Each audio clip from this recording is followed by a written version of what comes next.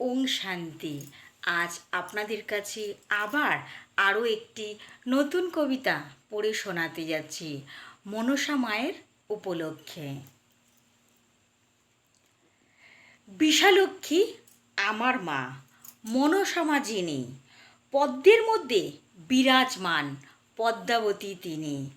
সর্পের সঙ্গে তিনি খেলেন, সর্পই যে তাহার সঙ্গী। চাঁদ সদাগরের হাতে পূজিত তিনি, তিনি যে বাবা বিশ্বনাথের কন্যা, এ কথা আমরা সকলেই জানি। প্রত্যেক গৃহে থাকেন তিনি, তিনি যে বসমাতা। দুধ কলা দিয়ে পূজিত হয়, পদ্মের মালায় গাঁথা। সে ধ্বংসে তিনিও থাকেন চতুর্ভুজা হস্তে।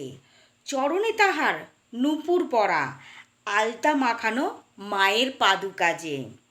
তাহার পূজা ঘরে ঘরে, মন্দিরে মূর্তি গড়া।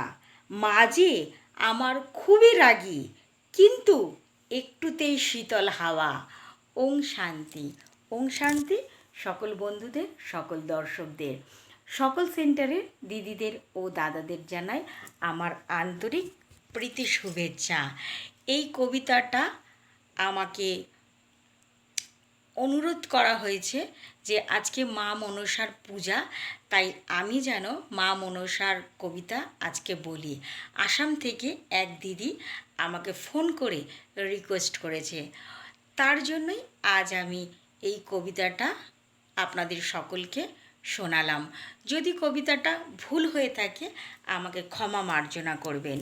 এই সকল কবিতাগুলো যখন আমি মেডিটেশন করতে বসি তখনই লিখি আর আপনাদের পড়ে শোনাতে পারি। ওং শান্তি।